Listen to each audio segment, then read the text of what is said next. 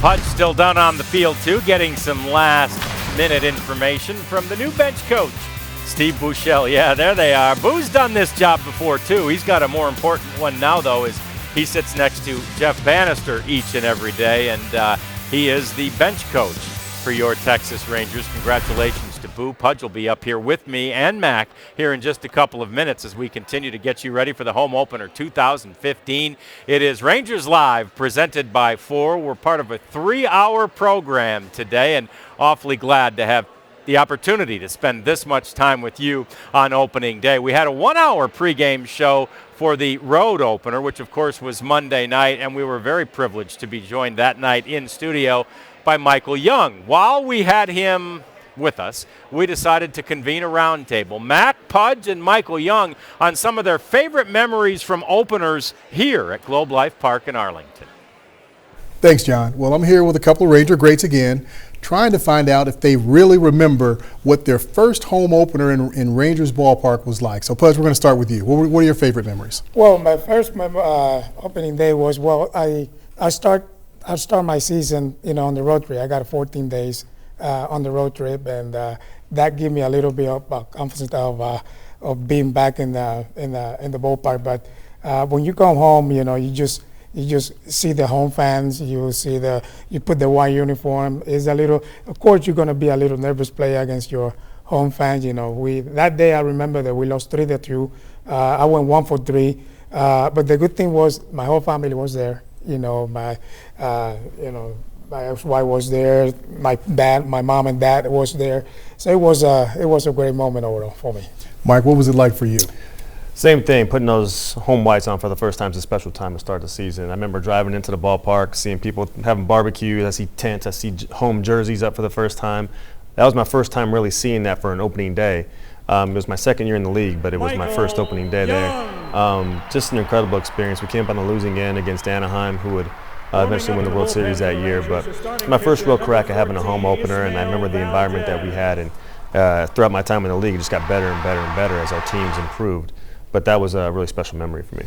Yeah, I remember back that, the day, it was 1995 for me, my first home opener with the Rangers. We were playing the Yankees, so that's always a special treat, obviously. They beat us. I wasn't very happy in the beginning because my name wasn't on that lineup card for opening day, but I got into the ball game, got a hit. Wasn't real nervous, but we ended up losing that ball game. But it was just a lot of fun playing here for the first time as a home player. So a lot of great memories for me, and sounds like a lot of great memories for you guys as well. So loved it. John, back to you. Mac, thanks very much. Pudge and Michael, thanks to you guys as well. We're just about to start making memories for this opening day here at Globe Life Park in Arlington. Adrian Beltre, a walk-off home run. He's putting on a little burst. Beltre slides home safely. Beltre, a great play. Beltre, bare hand, throws, got it. Beautiful.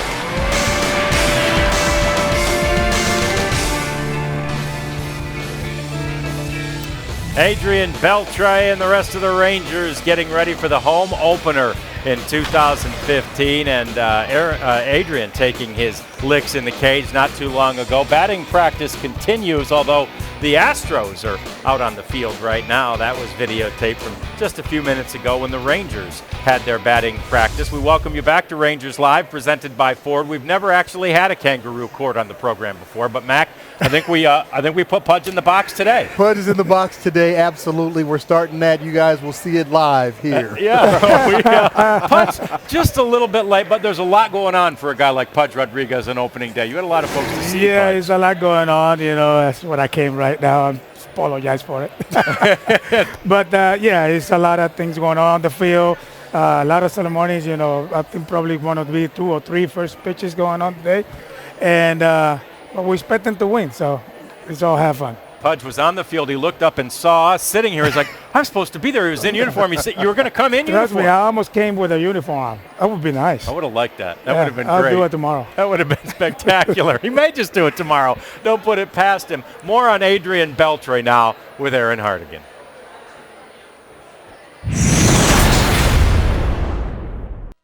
Greatness. It's defined as the quality of being distinguished, memorable, and in high standing.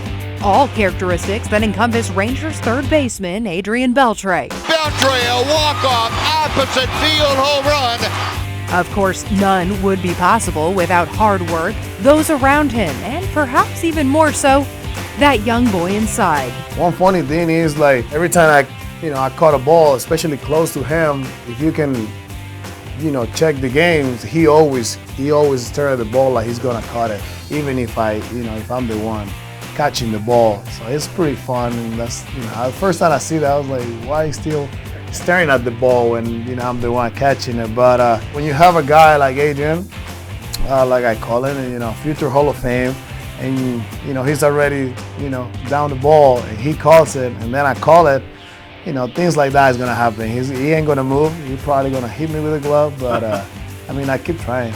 When I came up in the big league, I wasn't like that. If you don't have fun in the game, like you don't really allow yourself to be yourself. And at the same time, sometimes we get mad. We struggle through times, and you don't enjoy your life. And then 2 weeks later, you start hitting better. The team is doing better, and then you're happy again. So now those 2 weeks that you were mad and miserable, now is 2 weeks that you can get back. Baseball is gonna be, you're always gonna go highs and lows. I don't think many guys can just go like that the whole season, man. So you have to learn how to deal with the highs and lows, and that's what I'm trying to learn and do.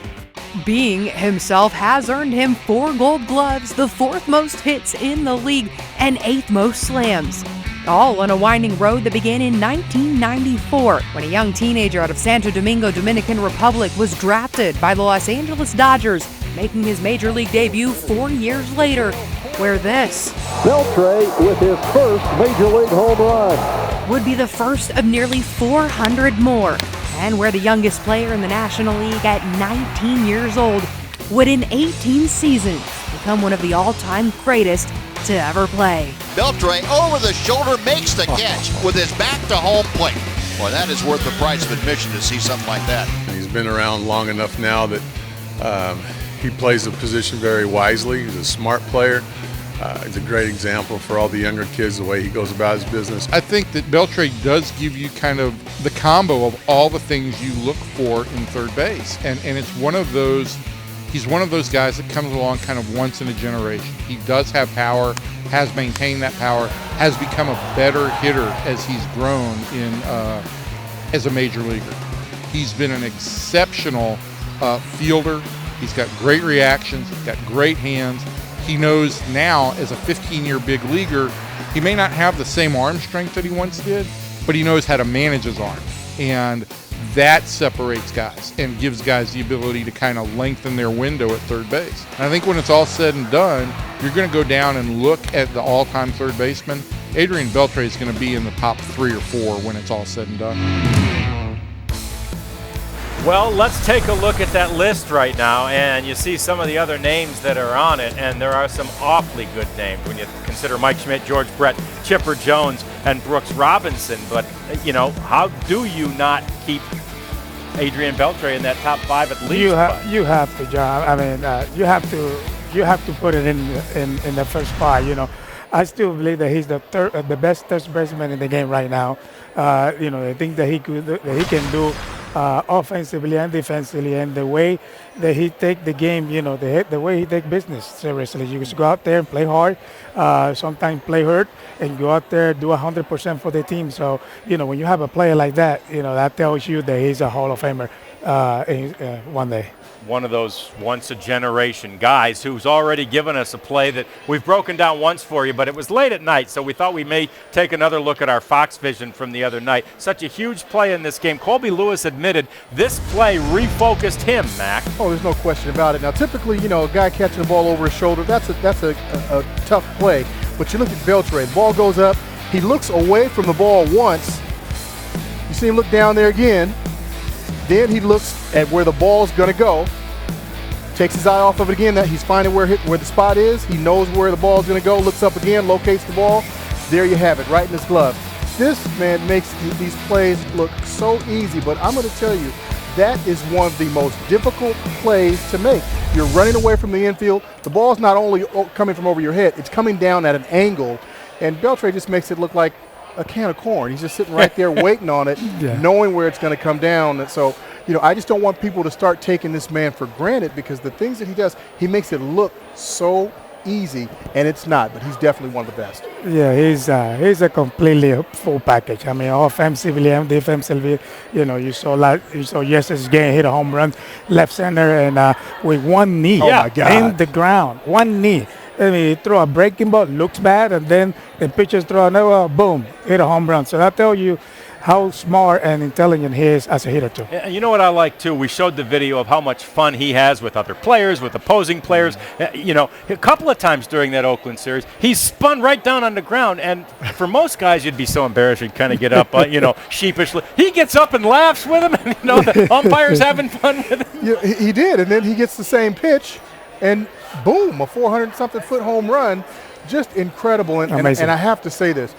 As good and as big of a player that Adrian Beltre is, he's an even better person, because with the numbers and the type of career that this guy's had, he could very easily have that superstar attitude and air about him, but he in no way carries himself that way at all. He's just such a humble player, a humble person.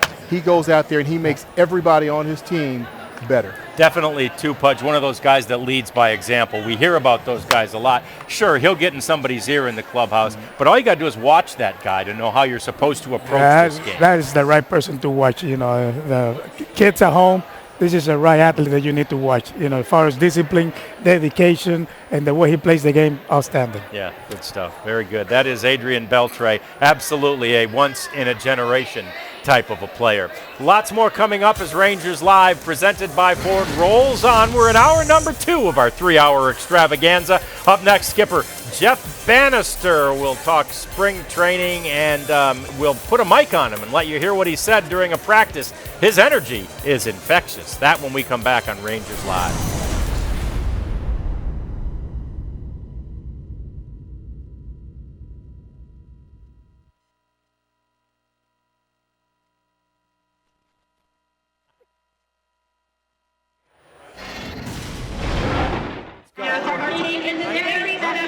Began their season. It was opening night there, and a dynamic start to an injury rehab start for one Tanner Scheppers. He was in the AA Frisco game. He needed only 12 pitches to strike out the side in a perfect inning against the Arkansas Travelers of the Los Angeles Angels organization.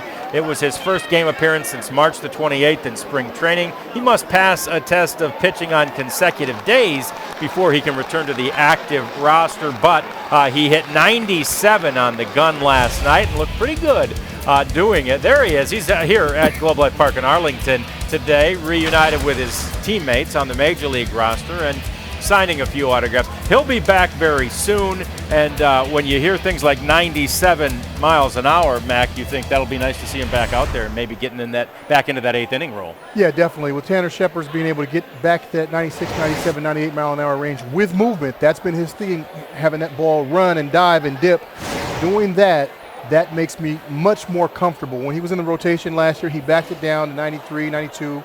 But now being in that setup role, being able to throw 97, 98 with movement, that's going to make him that much more difficult to hit.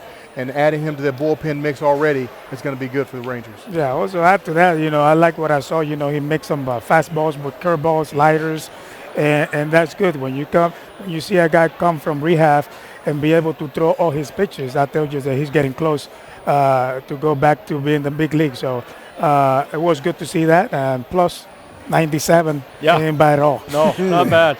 Not bad at all. Such an exciting day for Rangers' new manager, Jeff Bannister. It's the home opener of 2015. But then again, almost every day since October the 16th, when he was offered the job as the new manager of the Texas Rangers, has been exciting for Banny. How exciting? Well, one day during spring training, just an average, regular day, a ho-hum day before the games began in spring training, we put a mic on Jeff Bannister just to hear what he said and how he interacted with his new team.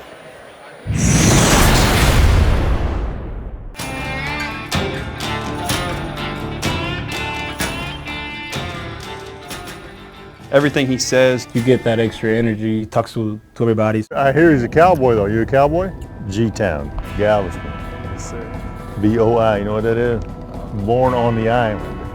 everything he says, talks, whatever, he's got this demeanor that's just all about it. I mean, he's very passionate. I want you guys to, if you see something, put something on. The only thing I would ask you is just reserve the pitch out for me. I know you like the off the plate bad ball. I'm good with that. But let's, if you see something, put something on. But just check me out. And I'll give you the signs when we get inside. All right? Yes, sir. All right. Hey. It depends on that guy right there also. You know what I mean? It depends on the base runner as well. I mean, you got to take into account who that guy is. So, I mean, where you feel most athletic, most comfortable is where you need to be. He's been really good. He got that energy. He has that positive mind. Atta baby. Very nice. Atta baby. Hey! Now we're ready. Is that how good you are? Very nice. It's a good bunt. Really good bunt. Atta baby. Nice work. Swing it, atta baby. Very nice. Here you got it, baby. Thank you. Nice work, man. Like I said, every time he speaks, you get that extra energy, you get that good vibe coming from him, and that's the things you want from a manager. How we doing, kid? Good? Always looking for it, that baby. Tony said it. A guy who loved the game. He has a really good passion for the game. I can tell that so far. He's a very fiery guy. He's very passionate. That's something that I enjoy. I mean, we'll trade off because there are going to be nights that I'll make an exit and you'll need to do it also. So there'll be days that I'll have you do it, days I'll do it. And Bees will do the infield. Yes, yeah. Just like there's going to be days that Hector is going to have to come over and coach third. So, and Ting is going to have to go coach first. He just wanted me to play and, run around and be that guy around the bases that I was in the beginning. Running the bases is a team game. Yes. Because you're trying to take the extra base for the guy at the plate. When you score, it's a team score. Yeah. So, and I believe even last year we were really, really, really decent off like first and third. We always been like really. No, you guys were really good first and third. Yeah. Look, I'm gonna tell you this: you watch guys, they wind up pitching the first base instead of concentration at the plate, because that's why. I mean, I want all of our guys to be a threat. First image, I said, oh, he's a leader. He don't say anything, but he walk in the clubhouse, I see his face, yeah, he's a leader. Funny story about the day that Banny wore that microphone for us. John Blake, the Rangers PR man, said, let's put the mic on him for about a half hour and we'll go. He kept it on for 2 hours. He didn't care. And at first, it was a good thing it wasn't only a half hour, because at first the players all saw that mic and they didn't want to say anything, Right. And then he engaged them. He went up to them and talked to them and got some great stuff, some pretty good insight into what kind of guy, what kind of manager he is. Puds, you've talked about it to us already before.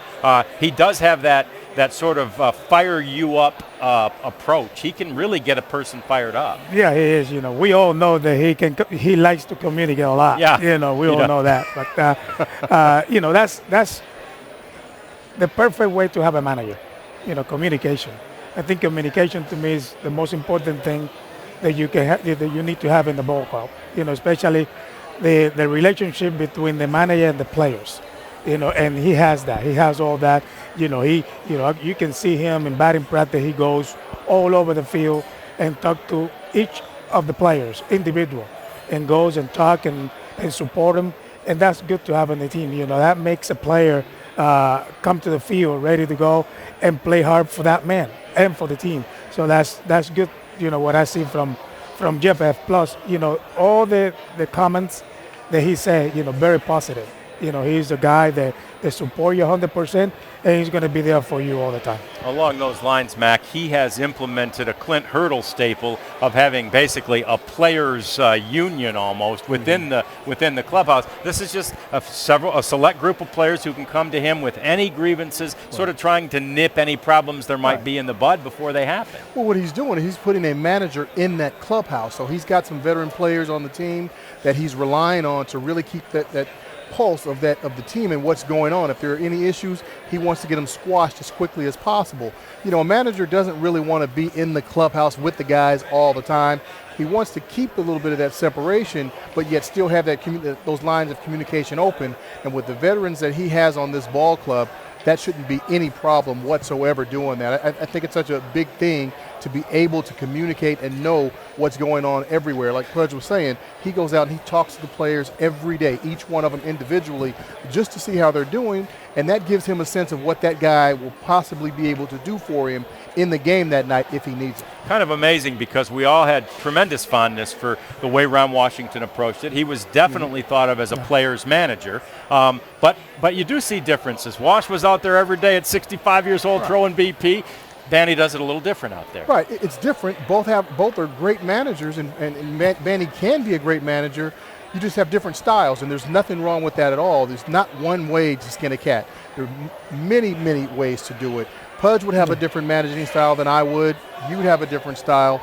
Doesn't mean one is necessarily better than the other, as long as they work. And I think with what Jeff Bannister has established in spring training in the first few games of the season, his style is going to work very well with this ball club. And the bottom line, Mac and John, is that it's all for the benefit for the players. You want the players to play happy, and you want the players to feel comfortable with you when they're on the field, and that's what he's doing. And that said, he'll make a tough decision, if you will. Moving Elvis into the 7-hole yesterday. I'm sure Elvis didn't want to see his name in the number 7 hole on the lineup card, but it worked out perfectly. Chu was there in the 2-hole. You got to sometimes make those tough calls too. Yeah, they got to win. They got a 10-1 win. Yeah. And he and Elvis has some opportunities with man on bases. He hit the ball well. Right at shortstop once, and then hit the ball good. So I think, to me, I don't mind having him hitting 7 because he's going to have some RBI's opportunity in that spot. Yeah, he's going to change the lineup around, certain ways, certain days, depending on who's pitching, who's swinging well, and who's not. But the big thing for me really is having your players want to play for you. When you get that, you get those guys wanting to play for a particular manager, that's all you need. And I think Jeff Bannister is establishing that. I think he's just about there now. We're only 4 games in, but that's what you want to have. Your players want to play for you and win for you, and that's the bottom line to me. Yeah, you definitely get the impression that not only do they want to play for him, they'll run through a wall for him. That is the kind of motivational appeal that Jeff Bannister has shown early in his managerial career. Lots more coming up as we roll on with Rangers Live, presented by Ford. We'll talk about some of these new rules and how they've been implemented and how they're working when we come back on Rangers Live.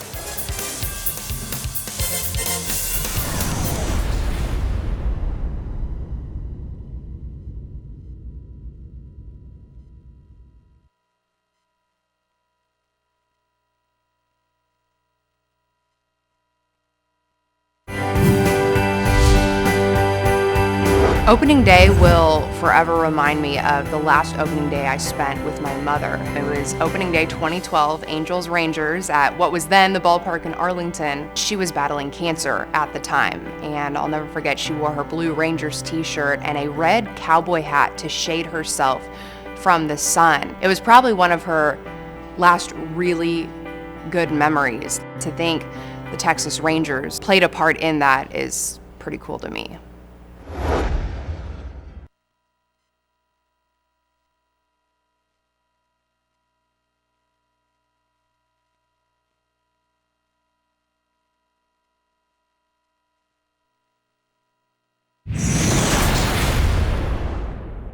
Did you grow up as a baseball fan? Grew up as a baseball fan. Did I you grew have up in a upstate. favorite team? I'm sorry? Did you have a favorite team? I did. I grew up in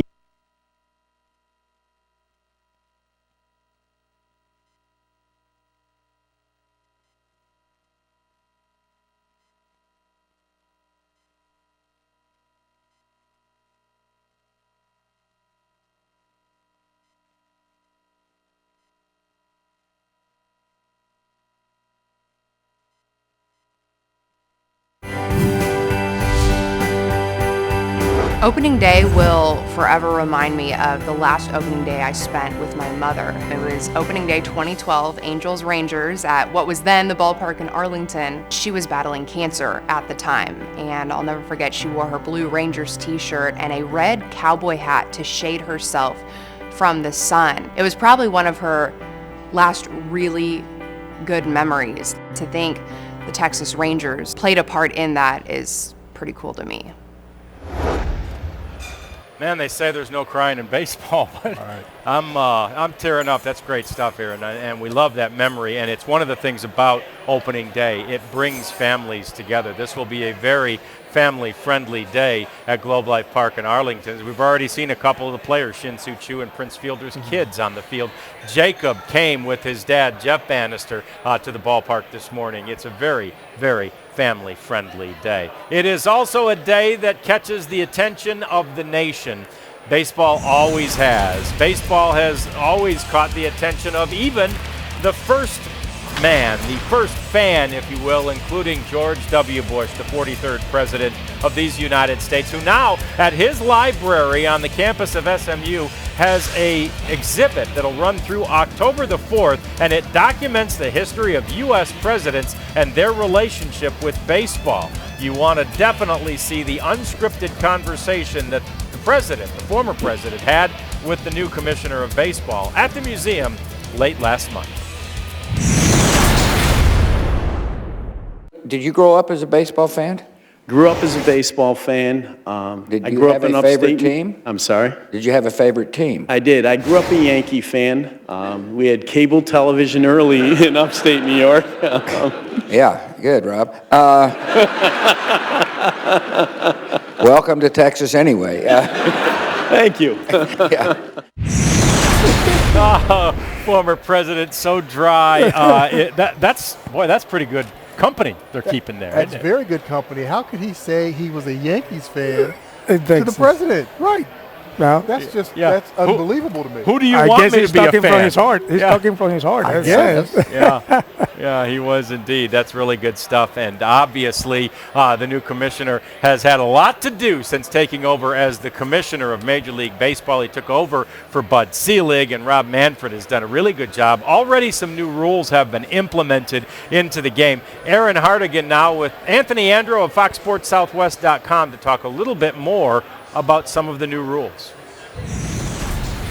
Yeah, thanks, John. It was in February, not long after Commissioner Manfred had taken office, that Major League Baseball did announce it was going to be implementing some significant pace of play rule changes to the 2015 season in an effort to speed up the game. One of the biggest changes this season being the addition of timers throughout the ballpark. Like football and basketball, baseball will now put a clock on its players as well, giving each team 2 minutes and 25 seconds to transition between innings. The first batter of an inning is asked to be in the box and in a hitting position with 20 seconds left on the clock, as the pitcher must at the same time begin his windup or begin the motion to come set. Now, if a batter does not comply, the pitcher is awarded a strike.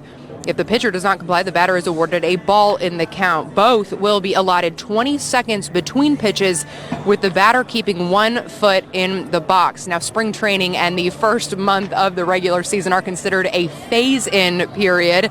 Warnings and fines will not begin being imposed until May 1st, which is a good news for Adrian Beltre, seeing he has struggled to adjust to these new rules, and rightly so after 18 seasons of not having to worry about that. And with that, we welcome in Rangers beat writer Anthony Andro of FoxSportsSouthwest.com, who's been covering this closely really all spring long. I got to know, what was the initial reaction maybe from coaches and players when these were announced? Yeah, I think the veteran guys were a little more probably resistant to it than some of the younger guys, but I don't think it doesn't come down to a whole bunch more. It's just about the routine and these guys getting into the routine. It doesn't really change a lot. I don't think you're going to notice it in the games at all, and I don't think we've really noticed it too much so far, except, like you said, a couple of incidents with Beltre.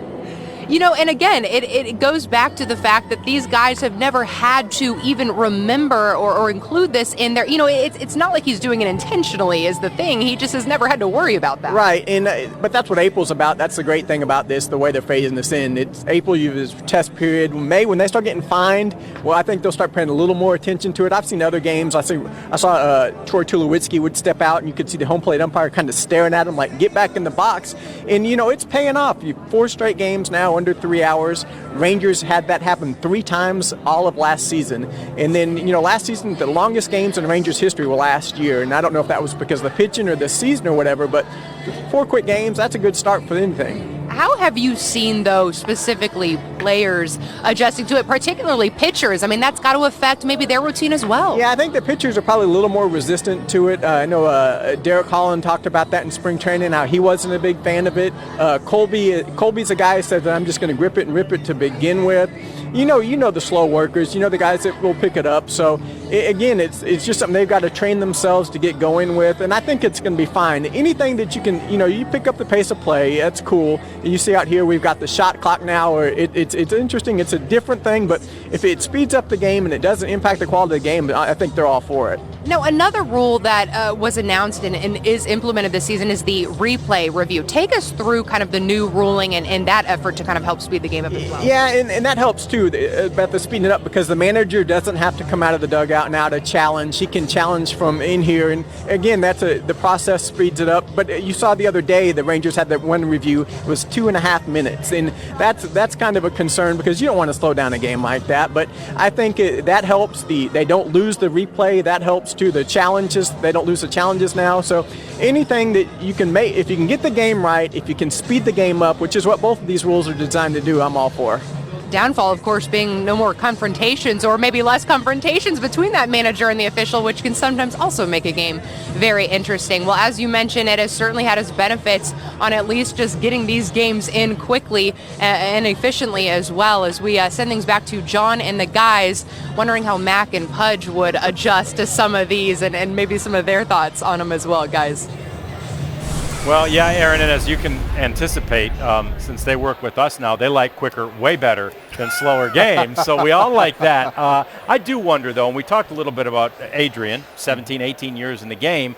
Of course it's going to be hard to remember, oh, yeah, I can't leave the box. Right, it's going to be an adjustment period. I'm glad Major League Baseball has taken the step of allowing that first month to just be a test period, a trial period, so guys can really get used to it, because, spring training is one thing, but when the season starts, it's all business. So, staying in the box, keeping one foot in the box really isn't the first thing on your mind during the season. You're trying to get on base, get a hit, do whatever you can to help your team win. So there's going to be an adjustment period, but I think all in all, players will adjust. I think I like it.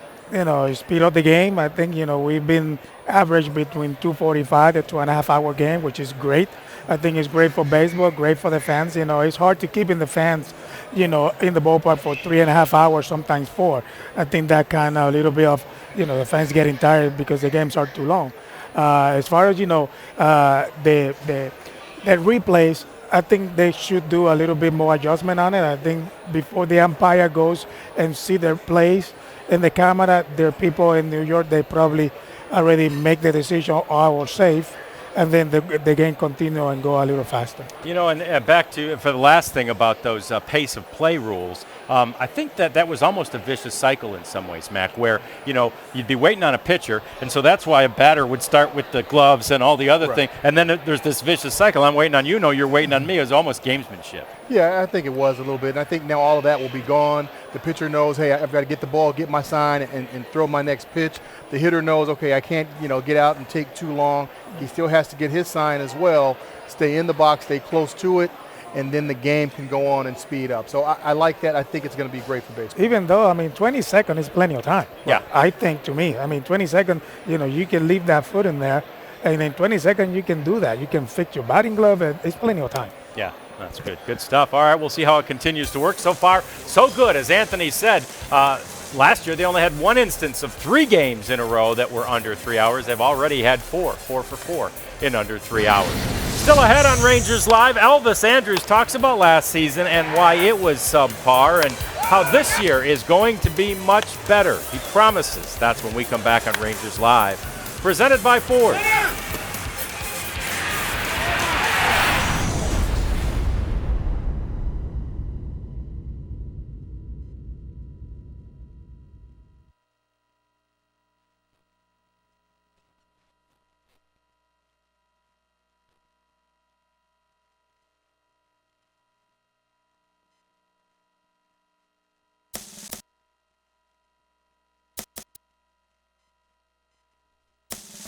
Rangers Live is brought to you by Baylor Scott and White Health. To find Dr. Wright, visit BaylorScottandWhite.com.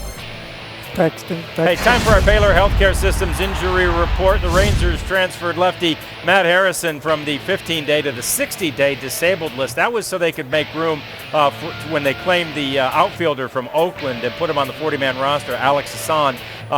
He was claimed off waivers on Thursday. Harrison is trying to work his way back from that spinal fusion surgery. He probably won't be an option for the Rangers until late June or early July as we welcome you back to Rangers Live, presented by Ford. We are winding down hour number 2 of our 3-hour pregame extravaganza, getting you ready for the Rangers home opener against the Houston Astros. Elvis Andrus will be at shortstop, his familiar spot today in the batting order. We're not sure yet, and we'll have the lineup for you a little later on in the program, but Elvis swears he will be a different guy this year. He swears that he will rebound from what he viewed was a subpar year last year, and he says it's all because he had a good offseason.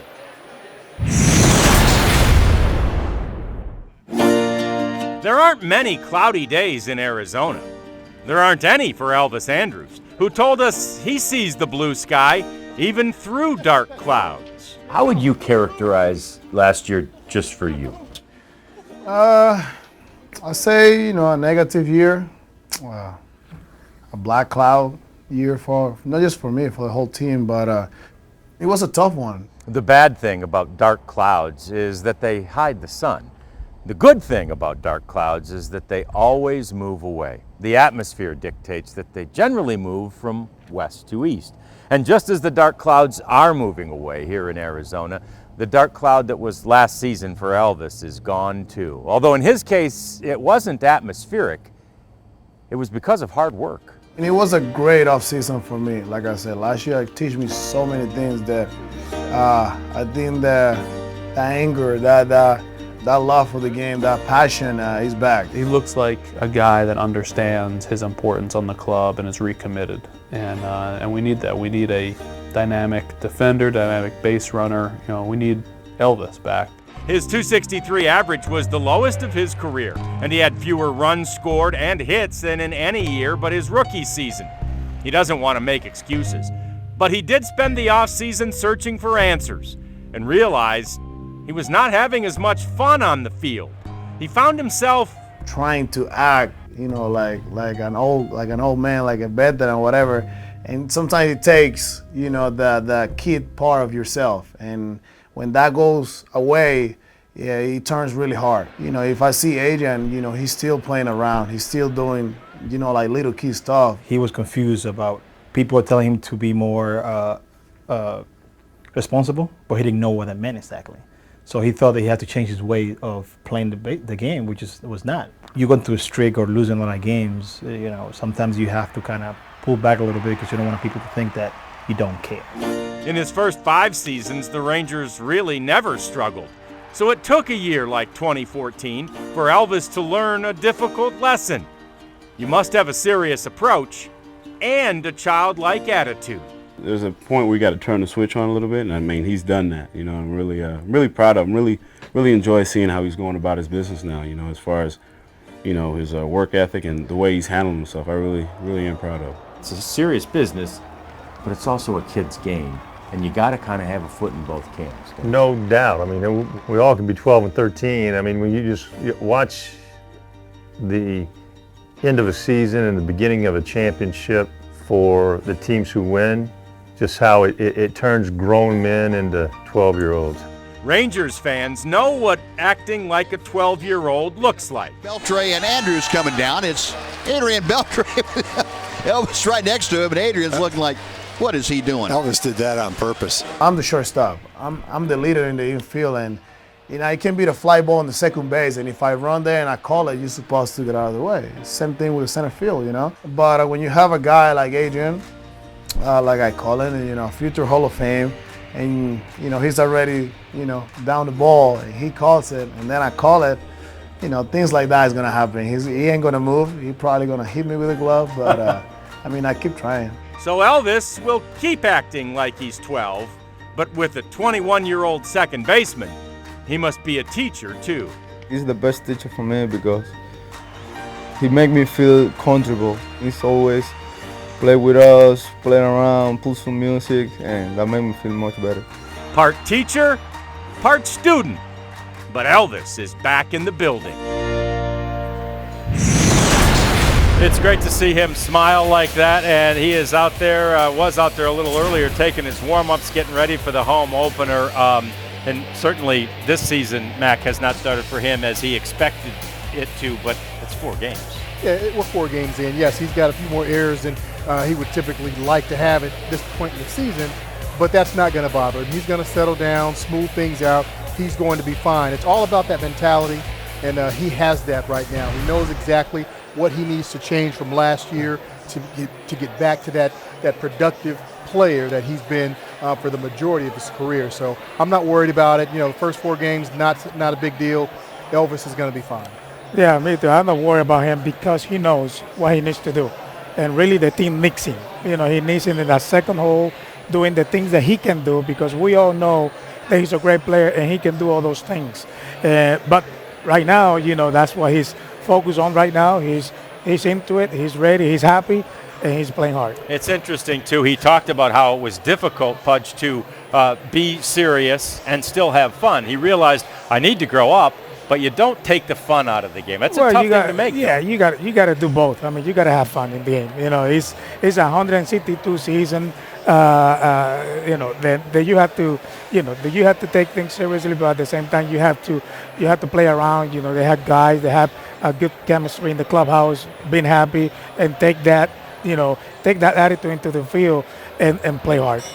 One of our Diamond Dust memories this year will be how each player selected his number. We're going to start with these guys. Mac, during the course of your career, do you know how many numbers you had? Well, I've been told I had 8. I could count 7, but 8. And I always liked having a single-digit number. Now, when I got to the big leagues, I really didn't have a choice. I was 21 years old, and I took the number they gave me. I was happy to have it. It could have been a triple-digit number for all I cared at that time, just getting to the big league. So I started with 28.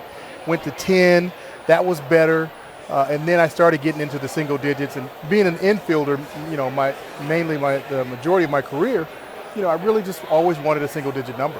And Pudge, how about you? Did you select 7? 7 was the main number. I always loved number 7, but in my career, I start with 55, which is no chance to make the team when you number 55. Well, you're a linebacker. So you can make it as linebacker. Yeah. When they put me in the 40-man roster, that's the number that they gave me. So I start with 55, and then I use number 10. Play a few years with that, and then most of my career I used number 7. From number 7, I went to 12, 77 in Houston because Bivio was number 7 and.